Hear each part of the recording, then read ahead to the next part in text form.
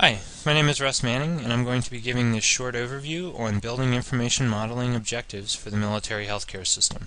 This is titled BIM 102. If you're interested in more details on the objectives and how they apply to the MHS, I would encourage you to watch BIM 102 Extended. It's key to understand the importance of facility lifecycle management. The project supports a solution to a requirement which is driven by a defined mission for the MHS. There are many parties from planning and programming through design and construction into operations who use common data at various periods over the facility lifecycle management. The problem is, historically, at each one of these stages, most of those parties end up having to recreate the same information rather than share it or augment information that's been developed before.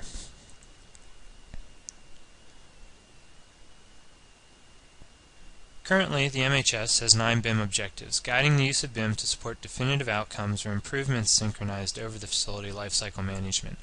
We're not doing BIM just for the sake of BIM. The first objective relates to level of detail. It provides clear expectations for the team on the level of detail for each submittal associated with the BIM. We're trying to use standard expectations of information to reduce confusion, such as AIA standards, Building Smart standards, or VA standards, to the extent that they exist to help clarify level of detail. One example of where level of detail applies is having the correct level of detail at the correct submittal to ensure that we can do collision detection or interference coordination. The next 4 objectives that I'm going to discuss relate to bringing information from our corporate planning system, SEPS, into the design and construction process, validating it during that execution, and then taking information from the project back into our corporate systems.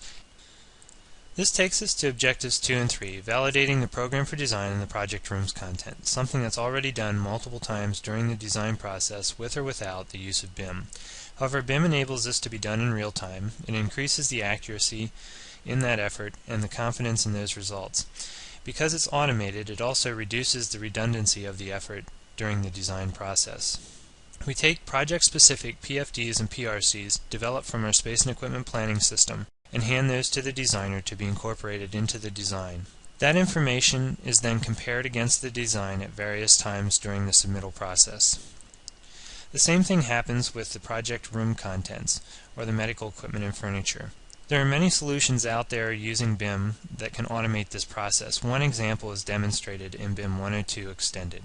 Objectives 4 and 5 look at bringing the information that's project-specific back into our corporate systems, both for facilities management and medical equipment management. This is a process that we have to do on every project currently. However, it's unique and one-off to each project.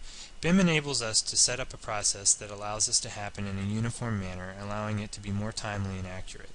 This is a simple diagram showing the concept behind objectives 4 and 5. We have project-specific information that may be directly in the BIM model, it may be linked to the BIM model, or it may be in multiple BIM models. We need to have a common language or a Latin to bring that information across to our CMMS system, which for the MHS is DMLSS. The Construction Operations Building Information Exchange, or COBE, is an industry standard that will allow us to do this. The same concept applies to Objective 5, bringing information on our medical equipment into our DMLS ET&M, our medical equipment management system. Objective 6 looks at using BIM to enable and support effective energy analysis planning and design and fabrication and operations. This is detailed more in BIM 102 Extended.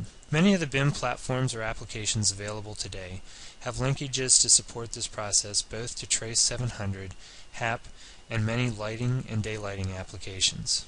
Objective 7 looks at using BIM information to support an informed planning process or providing a planning feedback loop to inform our criteria, guide plates, our net to gross, our costing, our utilization, and our capacity information in a more real-time fashion. Objective 8 looks at using the information available in the BIM model to help inform and streamline our initial outfitting and transition process. Objective 9 is key to the entire facility lifecycle management. The MHS needs to continue to participate in the AEC industry to ensure interoperability of information among the BIM platforms and applications.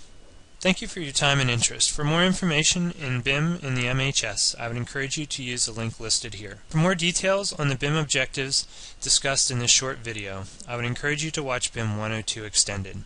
For a basic overview of BIM, I would encourage you to watch BIM 101. There's also a great many resources available in the Whole Building Design Guide relative to BIM and other criteria associated with federal projects.